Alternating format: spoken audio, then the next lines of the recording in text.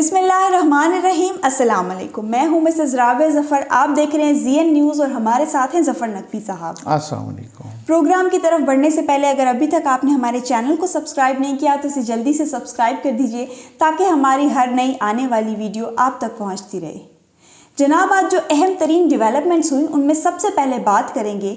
आज J-10C तैयारे पाक फ़िज़ाइया के हवाले हो गए। हाँ जी, ये बड़ा तारीखी दिन है।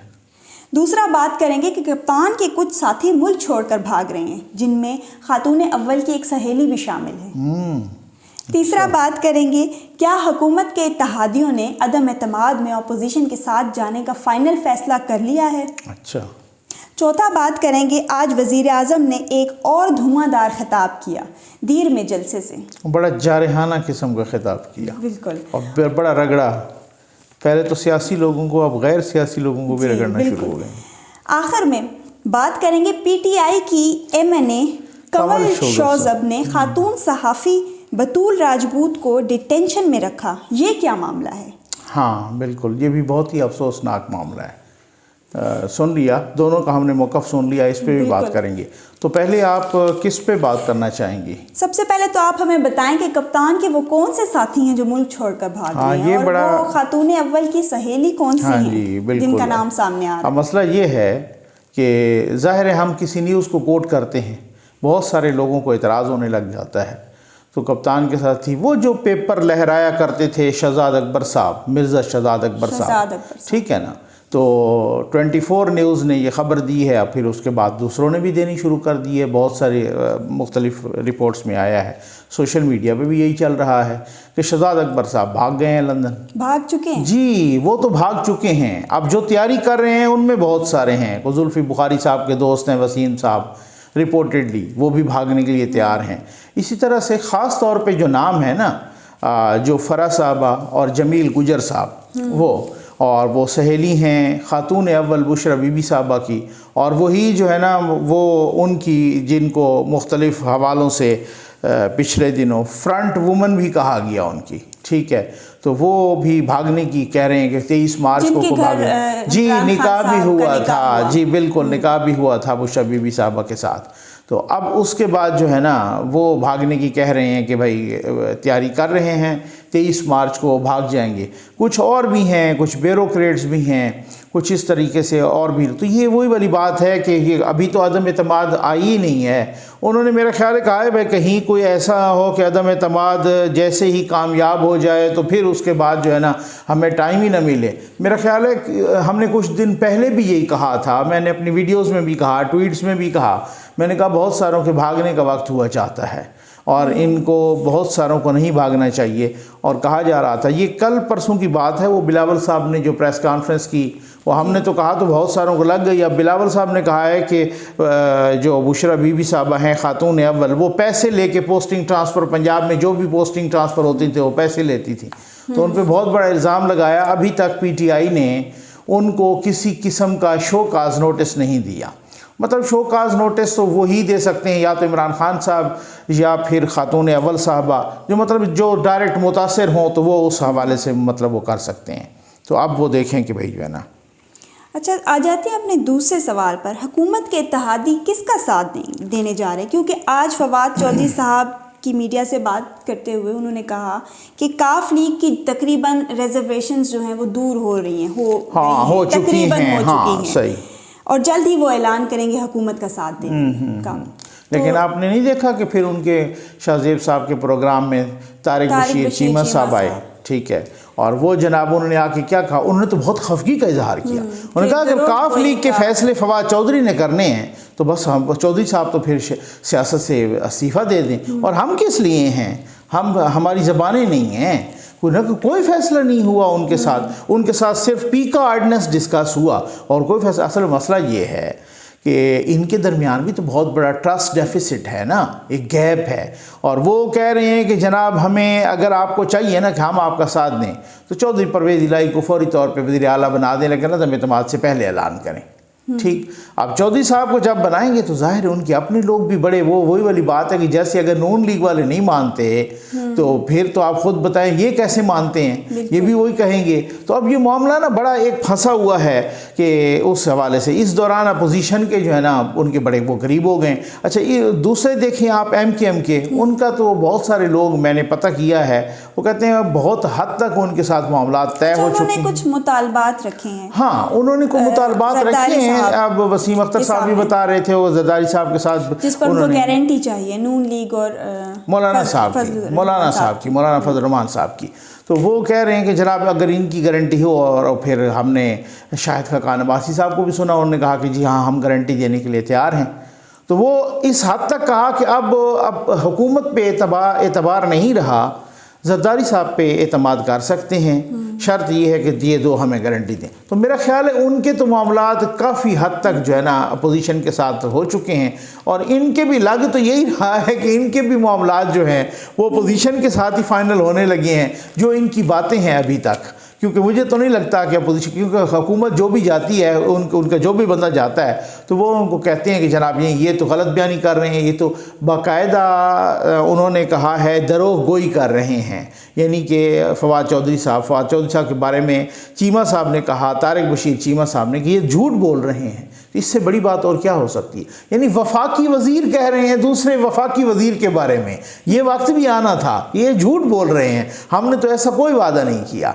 असल में बाप को जो बलूचिस्तान अवामी पार्टी है और MKM ये जरदारी साहब के साथ, इसी तरीके से चौधरी साहबान नून के साथ, तो अब वो बहुत सारी डेवलपमेंट्स हो रही हैं ना। अब वो वहाँ लंदन में अलीम ख़ान साहब की मुलाकात हो गई नवाज शरीफ साहब से, और उस मुलाकात में वो कहते हैं कि अगली मुलाकात उनकी जो होनी है, उन्होंने टाइम लिया हुआ है, वो जहांगीर तरीन और अलीम ख़ान की इकट्ठे होनी है और नवाज शरीफ साहब के साथ। तो ये बहुत सारी डेवलपमेंट्स हो रही हैं। ये कल तो सैटरडे संडे है, मुझे लगता है मंडे को बहुत ही मैदान जो है ना ये गर्म होने वाला है, और हो सकता है कि मंडे तक कोई इजलास भी बुला लें। तो अब देखें वो क्या होता है फिर। अच्छा, कल DGISPR की प्रेस ब्रीफिंग के दौरान किए गए सवाल के जवाब में उन्होंने जवाब दिया कि हम न्यूट्रल हैं। क्या इमरान खान साहब ने आज दीर के जलसे में जो बयान दिया कि न्यूट्रल तो जानवर होते हैं, क्या वो उसी का जवाब? हाँ, बहुत सारे लोग यही कह रहे हैं। क्या ये कहना चाहिए था? जी नहीं, बिल्कुल नहीं कहना चाहिए था। मतलब मैं आपको कहता हूँ ना कि भाई जलसों में इस तरह की बात डिस्कस करना, ये जलसों में अब तो हर बंदा यही कह रहा है। उन्होंने दो बातें बड़ी इंपॉर्टेंट की। एक तो उन्होंने ये कहा कि जनरल बाजवा ने मुझसे आज कहा कि आप फजलुर रहमान साहब को डीजल न कहा करें। तो मैंने कहा जी मैं तो नहीं कहूँगा, लेकिन लोगों में उनका नाम पड़ गया। फिर उसके बाद वो बड़ा मजाक में उन्होंने कोई 1 दर्जन दफ़ा कई बार बोला, आपने भी सुना देखा। अब मसला ये है कि वो क्या कहना चाह रहे थे, ये कहना चाह रहे थे कि बाजवा साहब मुझे चाहे जो भी कहें मैं उनकी बात नहीं मानूंगा, या तो ये है, या ये कहना चाह रहे थे कि जनाब वो बाजवा साहब को सुनवाना चाह रहे थे कि आप उनके साथ हैं, ठीक, या ये उनको गुस्सा था कि जिस तरह से कुछ इतलात आई कि जनाब, या उनको गलतफहमी हुई, मैं कह सकता हूँ कि भाई जो मौलाना फजल रहमान साहब के बंदों को छोड़ना पड़ा वो कोई उनकी इंटरफेरेंस की वजह से छोड़ना पड़ा। तो हो सकता है उनको ये भी कोई मिसअंडरस्टैंडिंग हुई हो, लेकिन जो भी हो तो या कोई हकीकत हो और उनको पता चला हो तो इस वजह से गुस्सा था। तो अब तो वो बिल्कुल ही डायरेक्ट हो गए हैं ना। अब तो बिल्कुल जैसे हेड ऑन कोलिजन की जाती है ना इदारों के साथ, उस तरीके से।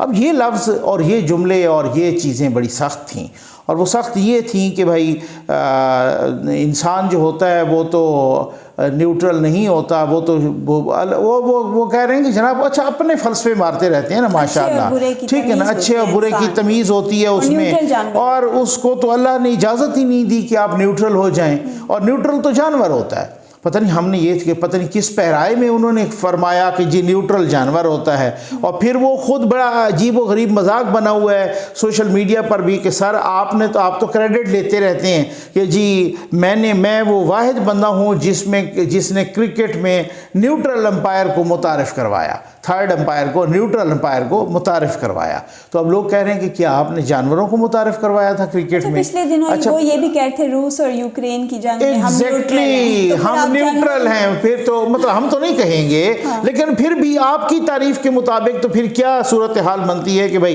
रूस और यूक्रेन में तो हम न्यूट्रल, तो जो न्यूट्रल है वो जानवर है। तो मतलब वो असल में मसला ये है कि कल की बात है कि DGISPR ने कहा कि हम न्यूट्रल हैं, और आज जो है ना वज़ीर-ए-आज़म साहब ने फरमा दिया कि न्यूट्रल तो जानवर होता है। अब ये बहुत ही एक सख्त, तो मतलब हम तो ये कह रहे हैं कि अल्लाह माफ़ करे इस तरह की टसल ना रिएक्शन भी आ सकता है। तो डेफिनेटली रिएक्शन से मुराद ये होती है कि इदारा कोई उस तरह का रिएक्शन नहीं देता कि उसने कोई डंडा नहीं उठाना होता, लेकिन इदारा अपना रिस्पॉन्ड करता है। और वो रिस्पॉन्ड ट्वीट के ज़रिए भी हो सकती है, वो रिस्पॉन्ड किसी प्रेस कॉन्फ्रेंस में भी हो सकती है, वो रिस्पॉन्ड यानी कि जब भी वो रिस्पांस आएगा वो ज़ाहिर है जो फ़ौज के तर्जुमान हैं उनकी तरफ से आएगा, पहले भी आता रहा है मुख्तलिफ़ हवालों से।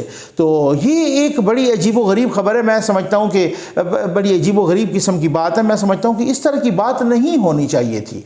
आप जलसे में आपने खिताब किया, आपने वैसे ही अपने सियासी मुखालफिन को तो रगड़ा, तो अब रगड़े कोई मसला नहीं, वो आपको रगड़े आप उनको रगड़े। आज फिर हमने देखा कि उनको निशाना बनाया, अपने ऑपोजिशन रहनुमाओं को निशाना बनाया। हाँ, हम देख रहे हैं कि उनका गुस्सा और उनकी फ्रस्ट्रेशन बढ़ती जा रही है। बहुत बढ़ती जाते हैं। मेरा ख्याल है इसकी वजह यही है कि कुछ इत्तेहादियों की तरफ से भी उनको रिस्पांस सही नहीं मिल रहा।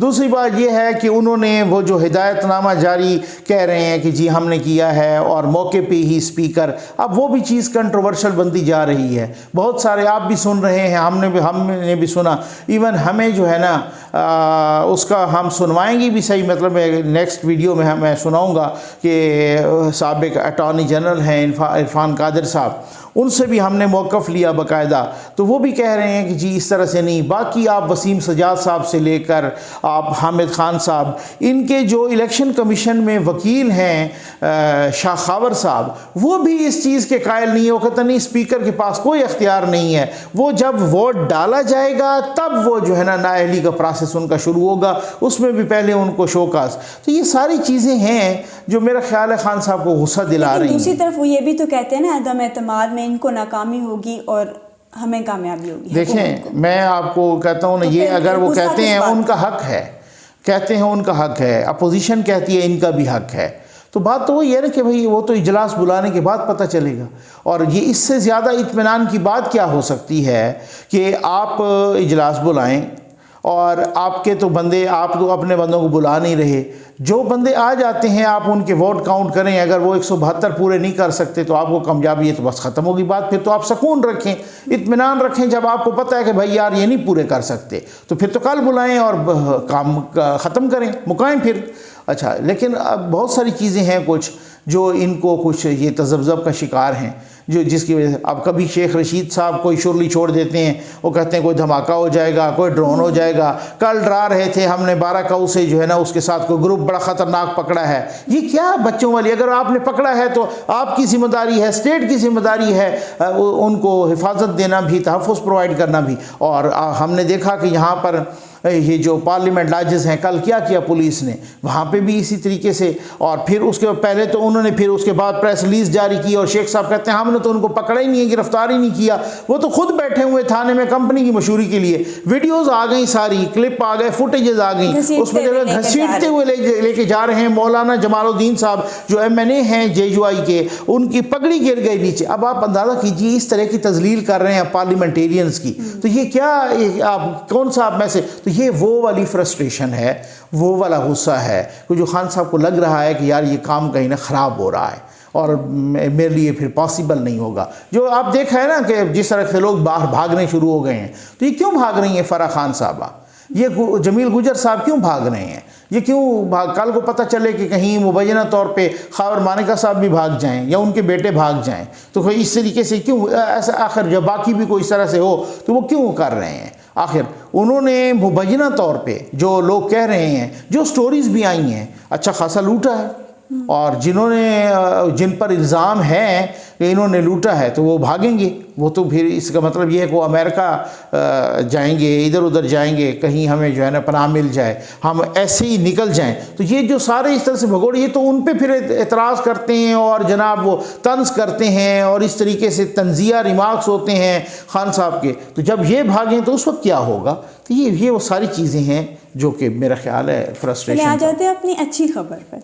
आज J-10C तैयारे पाक फ़िज़ाइया के हवाले हो गए। आप क्या समझते हैं, इससे पाकिस्तान का दिफा कितना मजबूत हुआ है? बहुत ज़बरदस्त है, बहुत तारीख़ी दिन है अल्हम्दुलिल्लाह। J-10C असल में वो J-10 की ही 3rd जनरेशन है। पहले वो J-10A था, फिर इससे ऑनवर्ड फिर J-10C आया। तो उसके बाद जो है ना तो ये त्यारा आया है और ये दिफा बहुत ही मजबूत।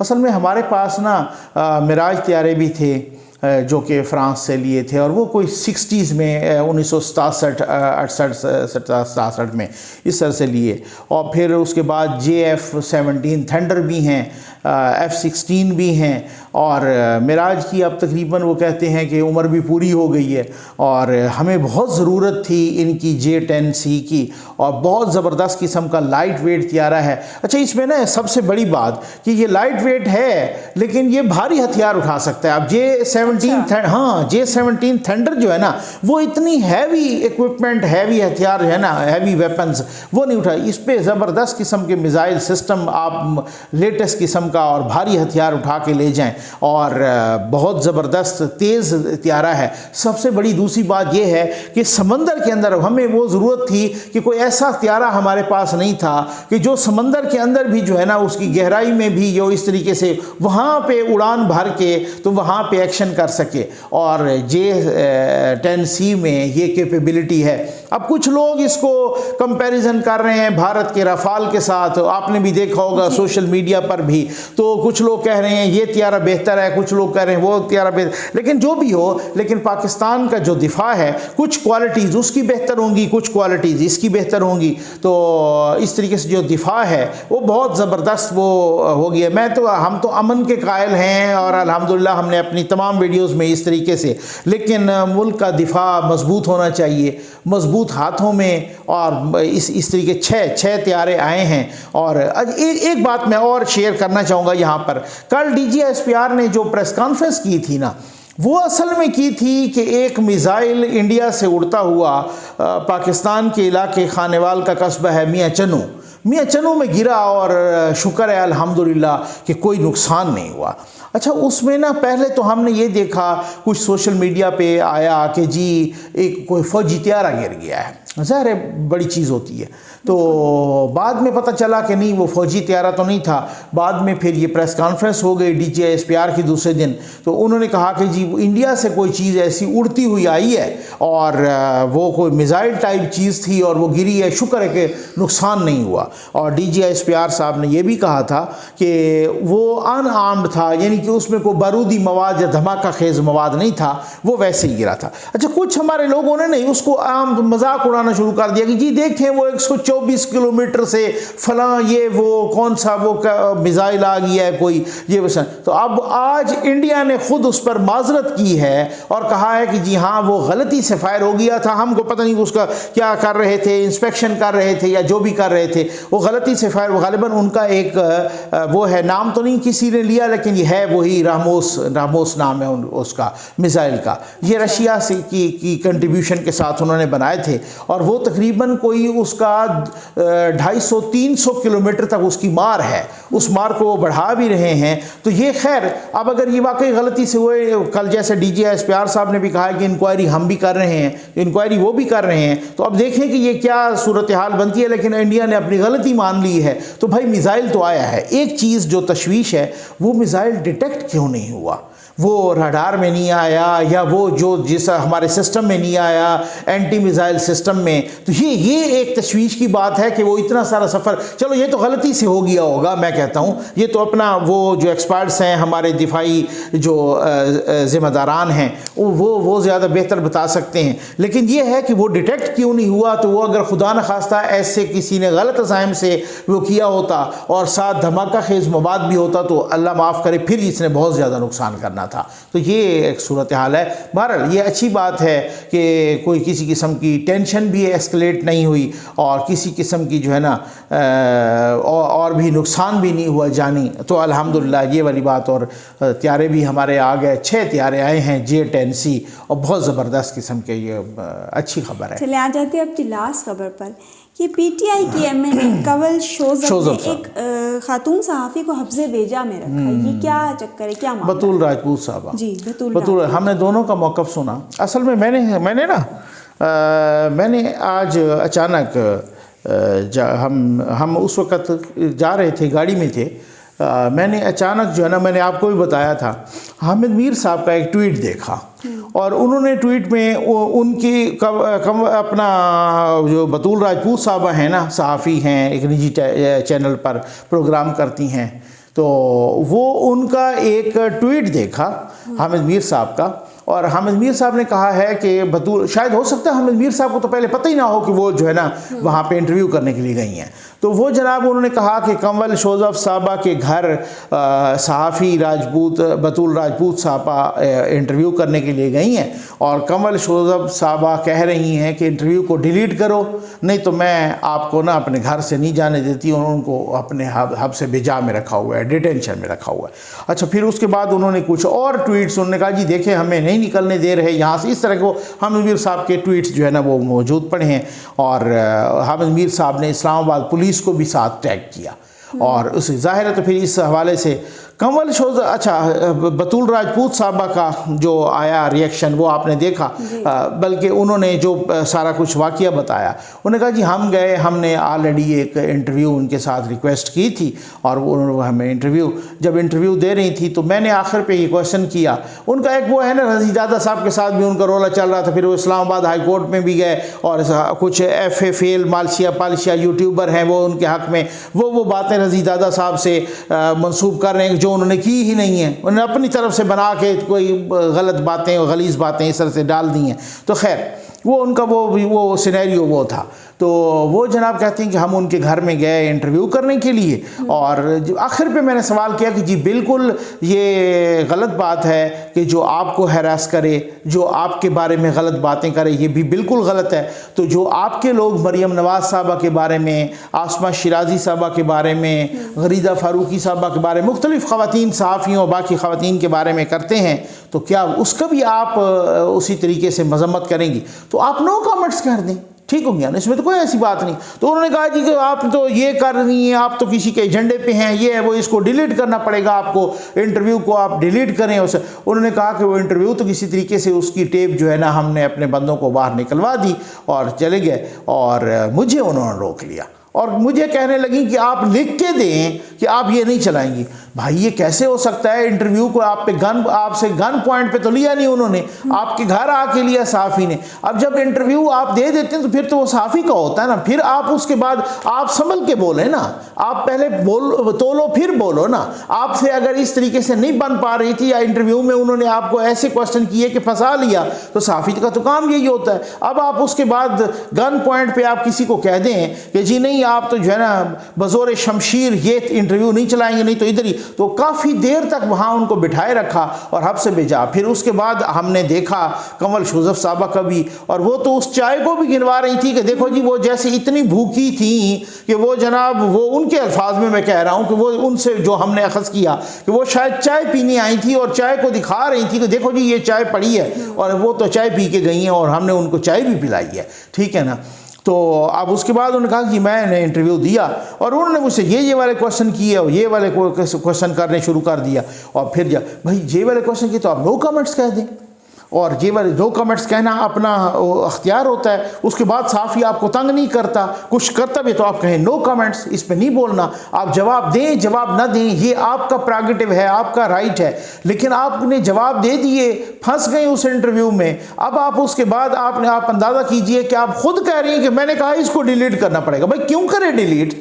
और उसके बाद उन्होंने हब से बेजा में रखा। असल में इनका मसला ये है कि इनके सारों का ना बौखलाहट, एक परेशानी अजीब, एक बौखलाहट इनके सर पे सवार है और इनको रास्ता नहीं नज़र आ रहा कि जाना किधर है। तो इस तरीके से ये सारे के सारे ना, मतलब अल्लाह माफ़ करे, अब वो क्या है, वो खुद मान रही हैं कि मैंने उनको कहा कि आप डिलीट करोगी, और वो उनको हब से बेजा में रख के, तो क्या ये जुर्म नहीं है तो और क्या है। फिर उसके बाद बहुत सारे लोगों ने इंटरफेयर किया और फिर उसके बाद उस खातून सहाफ़ी को उन्होंने घर से जाने दिया। जब उनको ये खदशा हो गया कि अब तो सोशल मीडिया पर भी चीज़ें आम हो गई हैं, हामिद मीर साहब भी ट्वीट पे ट्वीट कर रहे थे और उन्होंने इस्लामाबाद पुलिस को भी साथ टैग कर दिया और बाकी भी बहुत सारी चीज़ें और लोगों ने करने शुरू कर दिए। और जब ये बैकलैश देखा सोशल मीडिया पर तो उनको पता चल गया, उनका शौहर को भी उसने इन्वॉल्व कर दिया था। था कमल जोसेफ साहबा ने, तो अब वो अब उसके बाद उस सहाफ़ी को, तो ये वो वाली सूरत हाल है। अब आप देख लें, अवाम इसका फ़ैसला करें कि ये किसकी तरफ से जो है ना, मैं कोई गलत लफ्ज़ इस्तेमाल नहीं करूँगा, ये किसकी तरफ से ये बदतमीज़ी हुई है या किसकी तरफ से रोका गया है, हद से बेजा में किसने रखा है, ज़्यादती किसने की है। ये अवाम बहुत सियाने हैं, समझदार हैं, वो इसका फ़ैसला कर सकते हैं। इसके साथ ही हमारे प्रोग्राम का वक्त ख़त्म हो जाता है। उम्मीद है आपको आज का प्रोग्राम पसंद आया होगा। देखते रहिए ZN न्यूज़। अल्लाह हाफिज़।